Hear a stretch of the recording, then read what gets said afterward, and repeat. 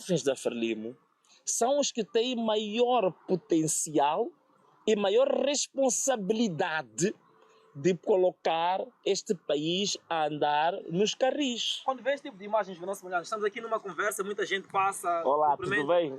Como está? Tudo bem? O que isto significa para si? Este carinho que recebe?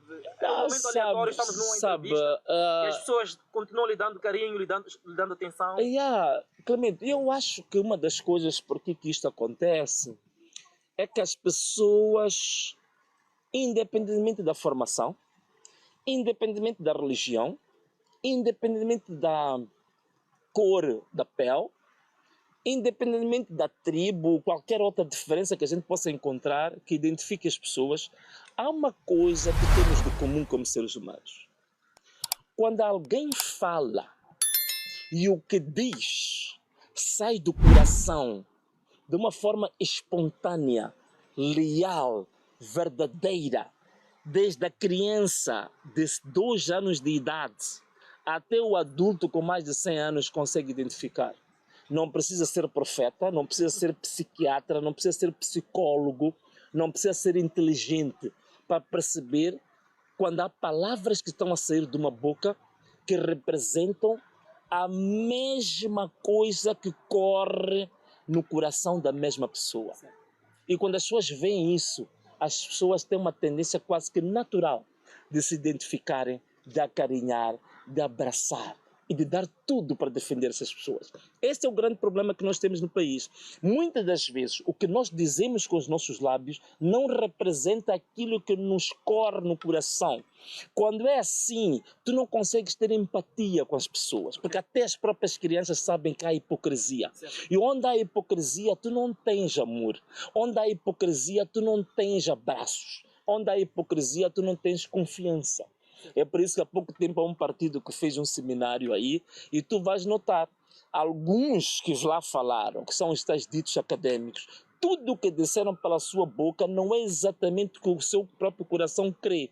Então aquelas pessoas quando saírem à rua não há de haver ninguém para as abraçar. Por que dizem não há de haver ninguém e sentem outra? Por que dizem? Não, mas esse que é o grande problema. Significa que se você diz algo que não representa aquilo que você sente, significa que você entrou para o campo da hipocrisia. Significa que você... Entrei por mim mesmo ou fui imposto?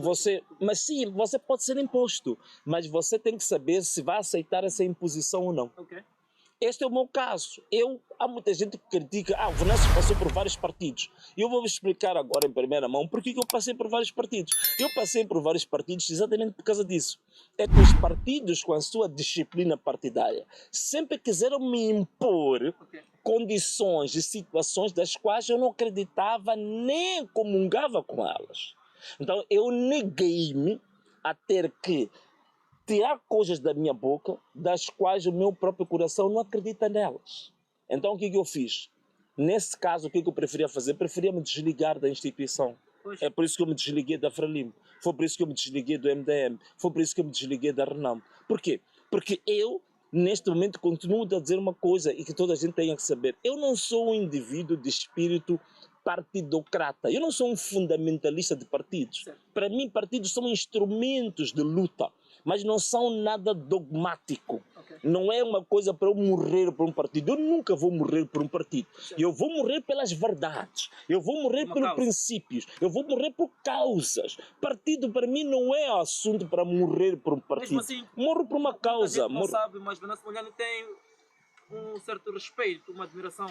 Por exemplo, o seu último partido, dos grandes, falo do partido Renamo, já tinha sido aconselhado por várias vezes a abdicar da sua membresia, da sua militância naquele partido e seguir por um caminho, vamos dizer, a solo, pelos próprios pés.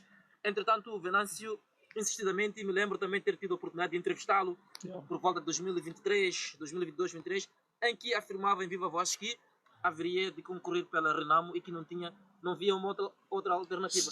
Em outras palavras, conseguimos ver que havia da sua parte algum interesse em continuar. Sim. Porquê esta insistência? Não. É uma boa pergunta. Olha, eu cheguei a Renamo, primeiro porque eu tinha, no partido onde eu estava antes, conforme eu disse, isso eu vou explicar. Acho que na quinta-feira vou ter uma pequena palestra, sou orador, vou dar alguns detalhes para as pessoas perceberem em concreto as coisas que aconteceram no Parlamento para eu largar os 2 partidos em que estava. Vou dar exemplos concretos. Mas eu, quando chego a Renamo, por outras razões, também é porque eu tinha uma relação afetiva, muito pessoal com o presidente Afonso Dhlakama. E eu estive na Serra da Gorongosa em 2 ocasiões. Na primeira ocasião eu fui até metade da montanha. Foi em 2017, em setembro de 2017.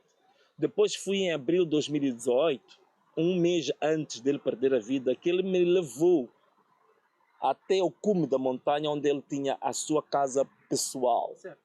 Porque nessa altura ele já dizia que eu havia confiança suficiente comigo para me levar até a casa dele. Eu fiquei a conversar com ele várias horas. E eu, quando desci da montanha, eu já estava convertido na Renamo.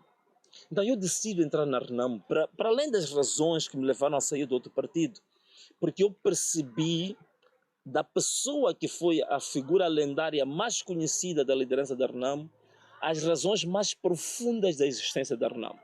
E eu assumi princípios, a causa e a razão de ser da Renamo. É por isso que eu cheguei a dizer uma vez que eu senti que eu recebi o testemunho. Alguns entenderam que eu recebi o testamento. O testamento eu não recebi, o testamento de Afonso Dhlakama no sentido de que eu seria o líder da Renamo. Eu recebi o testemunho, porque o testemunho é dado a qualquer um. Certo. Agora, depende se você quer receber o testemunho ou não quer. Eu recebi o testemunho da parte de Afonso Dhlakama, significa que foi um compromisso assumido para levar avante aquela luta. Então, eu tinha um compromisso muito acima de ser um simples chefe. Eu tinha um compromisso assumido de ser um continuador daquela causa. Por isso que eu dizia que, olha, Clemente, e eu percebo que a Renamo tem muitos problemas, mas há uma coisa superior aos problemas momentâneos que a Renamo tem, que é um testamento que eu tomei e que eu assumi de corpo e de alma levar isto até o fim. Portanto, eu vou por esta causa, foi por causa disso. Não é? Mas, logicamente, que as circunstâncias que aconteceram depois da Renamo foram aquelas que foram muito bem conhecidas. Quando eu notei que havíamos atingido a um ponto de divergência quase que insanável, certo. Aí eu decidi realmente sair.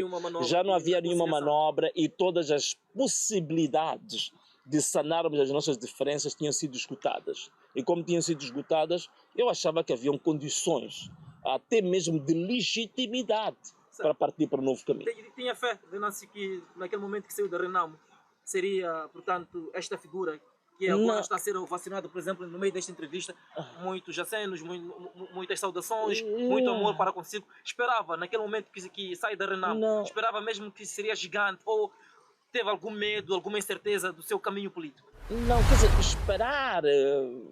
Não teve medo que fosse seu fim político? Não, quanto a isso não. Okay. Eu vou ser muito sincero quanto a isso. Sabe por quê? Por uma razão muito, muito simples. É que eu chego à política... eu já era um ativista político. Eu, pelo menos, quando perco o emprego, fico na incerteza do Sim. Sem dúvida.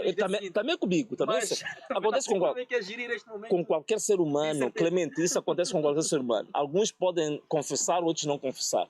Mas isso acontece com qualquer ser humano. Eu já vinha de uma atividade... Eu fui ativista social durante muitos anos. Okay. Os que me conhecem... Já calçou os meus sapatos? Eu fui ativista social durante muitos anos.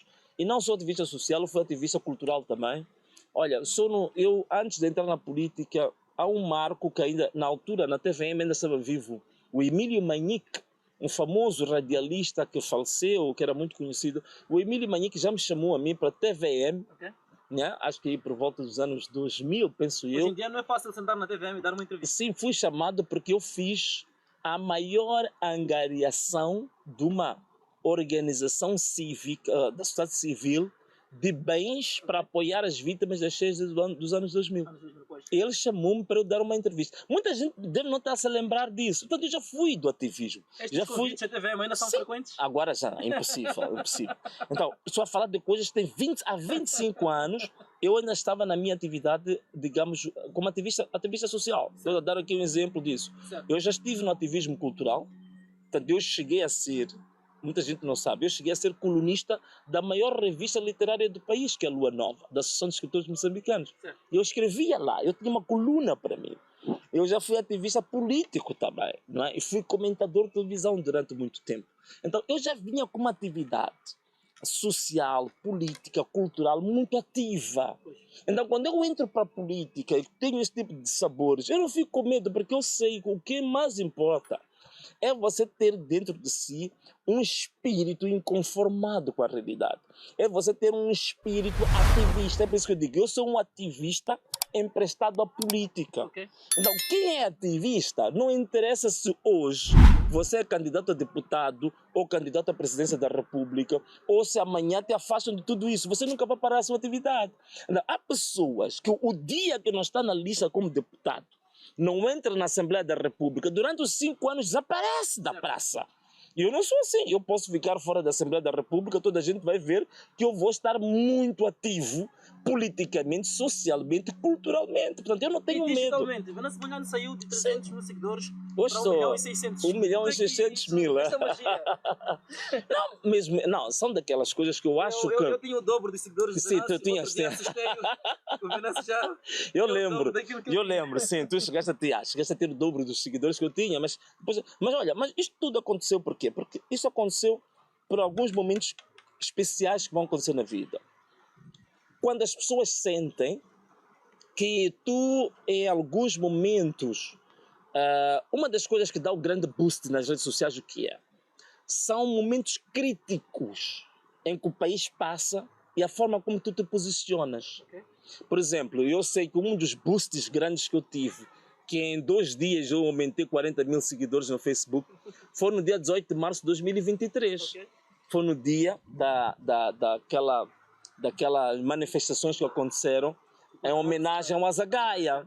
Porque naquele dia eu estava no meio das manifestações e eu estava fazendo uma live e as pessoas foram me vendo por baixo do gás lacrimogéneo, ali a correr, a gritar, identificaram-se. Então as pessoas, naquele dia foi a primeira vez na minha vida que no fim da live eu vi 600 mil visualizações. Eu quase que não acreditei disso. Eu nunca vi isso na minha vida, na minha página. Aconteceu isso naquele dia. Então significa, quando tu te posicionas em momentos críticos, no lado exatamente dos desfavorecidos, do lado da verdade, do lado da integridade, as outras coisas acontecem quase por consequência. Okay.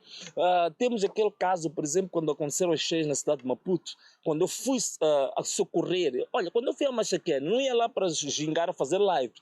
É que eu sabia que havia senhoras que estavam isoladas, estavam dentro das casas e as casas estavam cheias de água. Eu estava a entrar, que era para ir libertar e ajudar aquelas senhoras de idade que não conseguiam mover, saírem das casas. Viral. Aquilo tornou-se viral.